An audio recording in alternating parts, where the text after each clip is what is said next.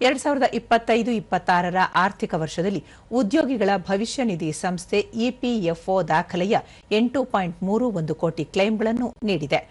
ಇದು ಹಿಂದಿನ ಹಣಕಾಸು ವರ್ಷದಲ್ಲಿ ಪ್ರಕ್ರಿಯೆಗೊಳಿಸಲಾದ 6.01 ಕೋಟಿ ಕ್ಲೈಮ್ಗಳಿಗೆ ಹೋಲಿಸಿದರೆ ಗಮನಾರ್ಹ ಏರಿಕೆಯಾಗಿದೆ. ದೇಶಾದ್ಯಂತ ಭವಿಷ್ಯ ನಿಧಿ ಸದಸ್ಯರಿಗೆ ಸುಲಭ ಪ್ರವೇಶ ಮತ್ತು ವೇಗದ ಪ್ರಕ್ರಿಯೆಯತ್ತ ಬೆಳೆಯುತ್ತಿರುವ ಪ್ರವೃತ್ತಿಯನ್ನು ಈ ದತ್ತಾಂಶ ಪುಷ್ಟೀಕರಿಸಿದೆ. 5.51 ಕೋಟಿ ಕ್ಲೇಮ್ಗಳು ಮುಂಗಡ ಅಥವಾ ಭಾಗಶಃ ಹಿಂಪಡೆಯುವಿಕೆಗೆ ಸಂಬಂಧಿಸಿವೆ. ಇದು ಹಣಕಾಸಿನ ಅಗತ್ಯಗಳನ್ನು ಪೂರೈಸಲು ಚಂದಾದಾರರು ತಮ್ಮ ಪಿಎಫ್ ಉಳಿತಾಯದ ಮೇಲೆ ಹೆಚ್ಚುತ್ತಿರುವ ಅವಲಂಬನೆಗೆ ಆಧಾರವಾಗಿದೆ. 1.59 ಕೋಟಿ ಸದಸ್ಯರು ಉದ್ಯೋಗದಾತರ ಅನುಮೋದನೆಯನ್ನು ಪಡೆಯದೆ ತಮ್ಮ ಬ್ಯಾಂಕ್ ಖಾತೆಗಳನ್ನು ಮರುಪಡೆಯಲು ಸಾಧ್ಯವಾಗಿದೆ.